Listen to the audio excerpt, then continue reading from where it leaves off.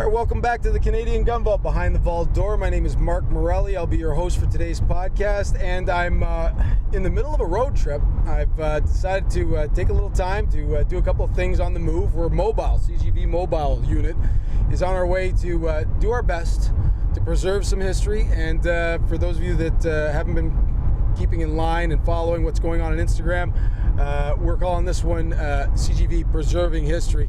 You will be made privy to some of the things we're doing after the fact. I'm sure there's going to be some imagery and maybe even some videos coming that will relate to this particular road trip. But I'm here with my good buddy Sam, and Sam's a longtime member of the Canadian firearm community, longtime friend of mine. Sam, how you doing today? Glad that you're here. Fantastic day. It's been a great drive. Right, you liking this one, eh? It's going by pretty fast.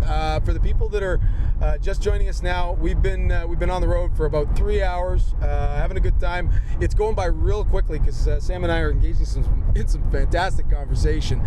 Sam, you know what? Starting off, I'm going to ask you this because I know that you and I share a lot of the same opinions. Right, getting people out to the range. You know, there's a lot of the general public that don't spend any time at the range, haven't thought about spending any time at the range or getting their license. You know, what are your thoughts about, you know, members of the general public shooting guns, you know, for the first time? I mean, you've introduced a lot of people to the sport, right? So, I mean, what's your thoughts on that? I mean, getting people out to the range. What do you think about it? Well, the key thing is you don't know it till you try it. A lot of people do knock it. Yeah. I've brought people to the range that have never had the opportunity to watch it only on TV and only seen the negative side of it. I brought them to the positive side of it, and now they themselves are PAL holders, and possibly most of them actually went to restricted class because they like the ARs and the fun, the modular, how you can change it and add things to it, and some of them went the Ruger 1022 craze. You know, they've all turned onto it. Like it's their favorite flavor of life now. It's something they never knew was so enlightening and so relaxing. Yeah, you know what, and that's one of the things that definitely I've noticed is, one, you know, a lot of people go out and they get their license and they don't bother to move on and take the next step, which is to get some stay in that ramp. Yeah. They stay like with a 22 or something until they meet one of us and we let them try something different. Yeah. And they're like, wow, I never knew that could be so much fun. Some people would look at a 12 gauge and, I don't want one of those. It'll knock me on my ass. And until they try it and stand properly and get to know how to use it properly, they don't know how much fun it actually is. There's just so many different flavors of firearms out there. I mean, the idea that you could, you know, stick with one gun or one gun type or engage in one activity. That's impossible. Muzzle loading is so much fun. Oh, you and black powder.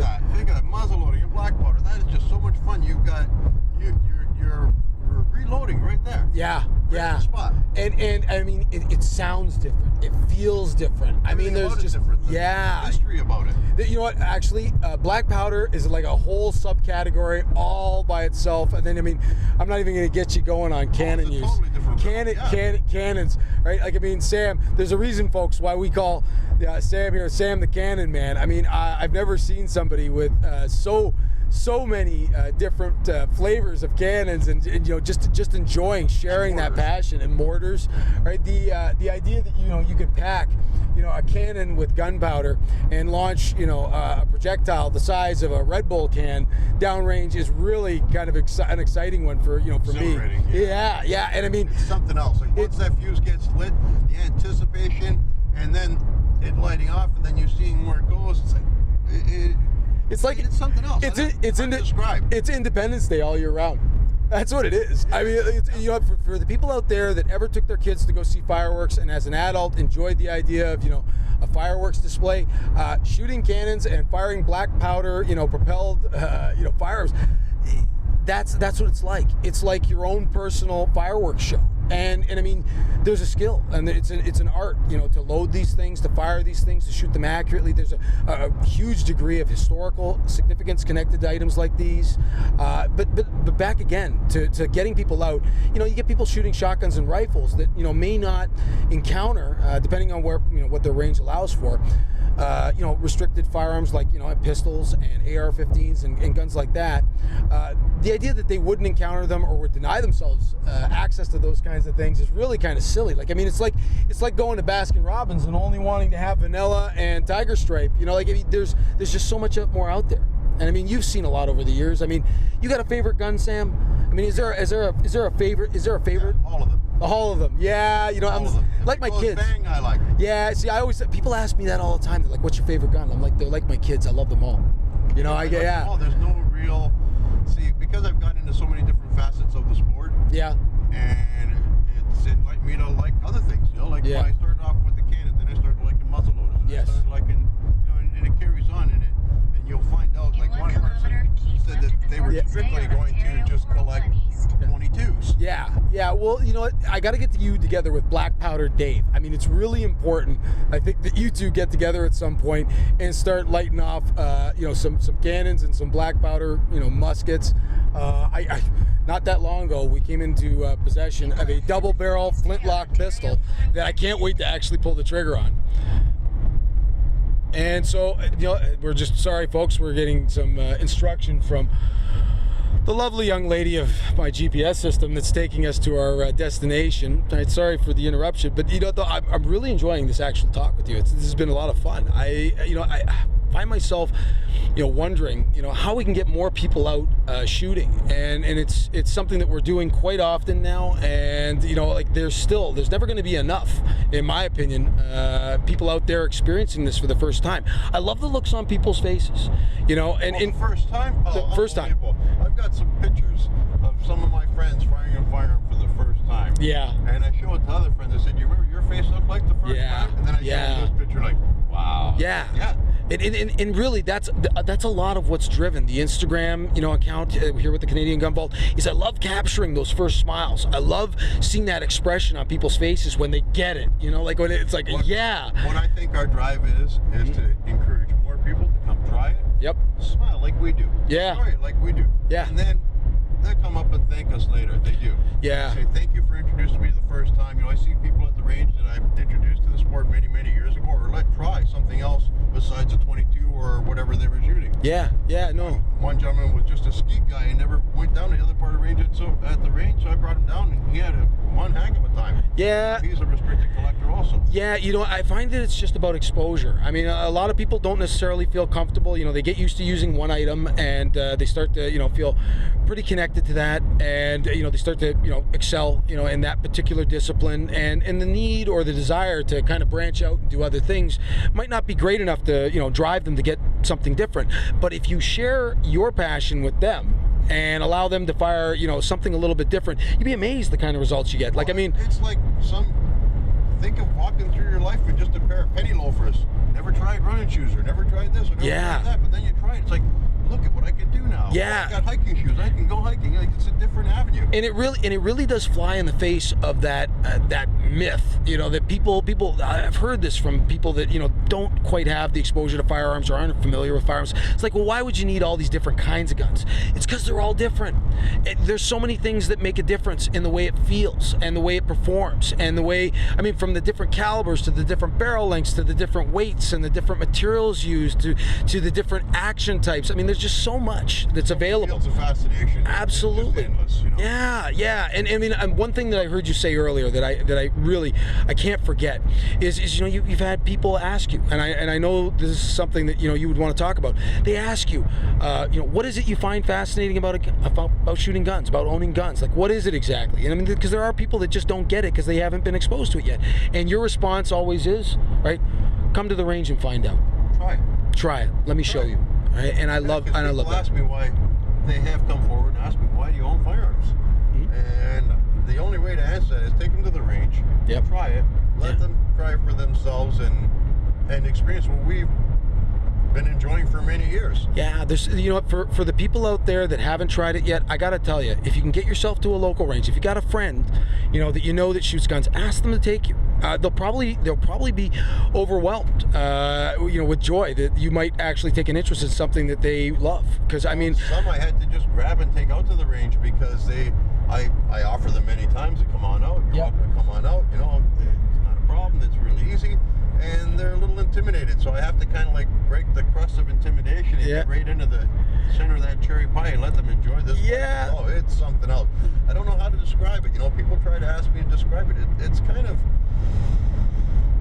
there's no words and there's no real feeling. It's just I don't know. It's like a feeling of freedom and enjoyment. It's like riding a roller coaster over and over and over, and not having to wait in line. Yeah. I mean, and you have access to it all day, every day, that you can take some time off and do it. I know people that play hooky from work.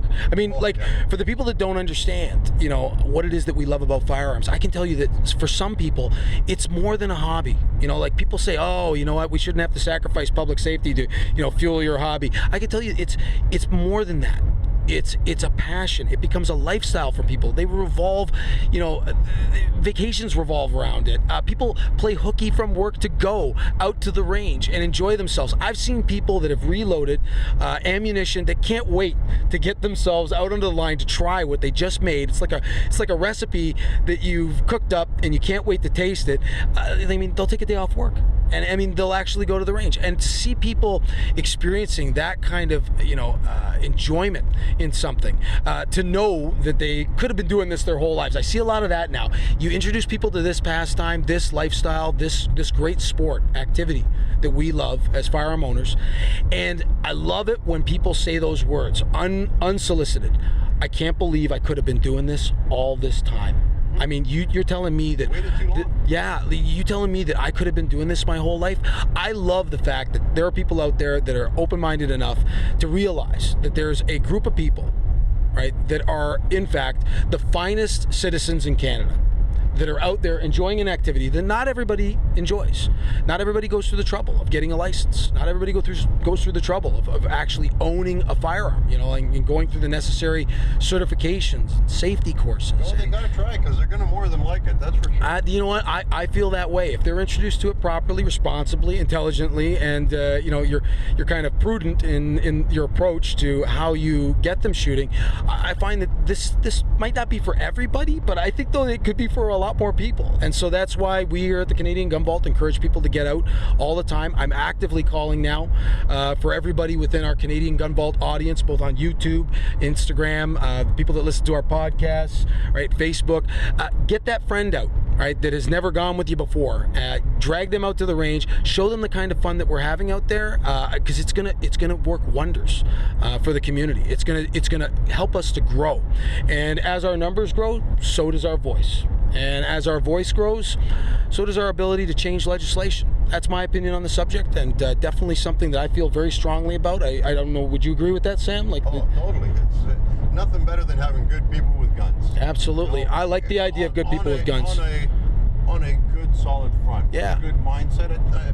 I've never seen anything better. Like, you go to the range, and most of the time, I spend more time, pardon the expression, shooting the shit than actually shooting. I sit there and talk to these people and try my stuff, and try stuff that they would never have, because I've got a license that gives me prohibited status that allows me these short barrel firearms that no one's ever even seen, let alone felt or had a chance to fire. And what a shame it is, right? That people coming into the sport today, right, that have gone through the trouble of getting their license, that really find enjoyment in this activity, that they're unable to own some of the great firearms that were available to the general public legally prior to 1995. So there's a certain class of guns that, short-barreled pistols. So I mean, you can own a .44 Magnum in this country if you love shooting Magnum handguns, but you can only own a .44 Magnum if it has a barrel length longer than 4 1/4 inches for our American listeners, and 106 millimeters for our Canadian, imperial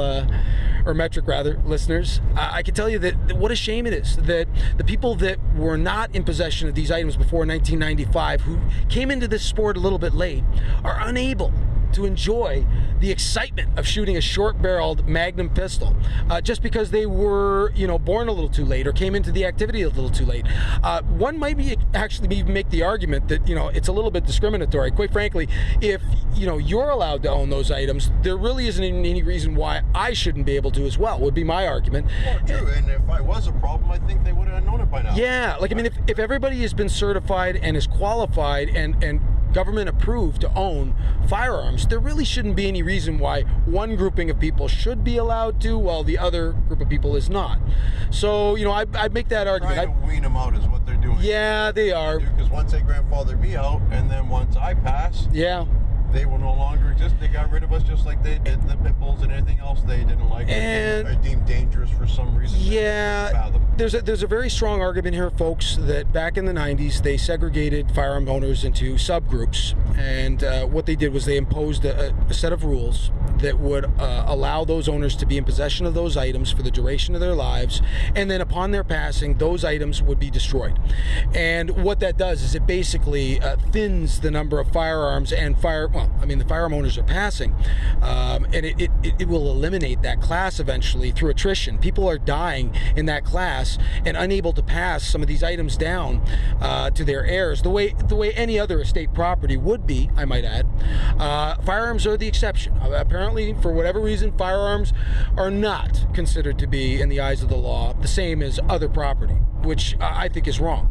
But you've got this group of people that are passing, and as they pass, the firearms are being melted down and destroyed, and that's part of the reason for our trip today. We're going to make sure that some firearms are not destroyed. That's one of the primary mandates of the Canadian Gun Vault, in addition to getting new shooters out every week and advocating very strongly for the firearm community and for educating the public and entertaining them as well about firearm ownership in this great country. We're also doing our best to preserve history by saving as many firearms as we can from the melting pot, and that's in part the reason for our road trip today, and I'm really glad to have Sam here for that. So, Sam, that's about all the time that we're going to have for this week's podcast. I'm really pleased that I could have you here on the show. Thank you so much for joining me on this trip, right, and for the podcast, buddy. Great to have you here. Hey, the fun and good times are ahead of you. Come try it. Absolutely. Thanks very much for listening, folks. Have a safe and fun weekend.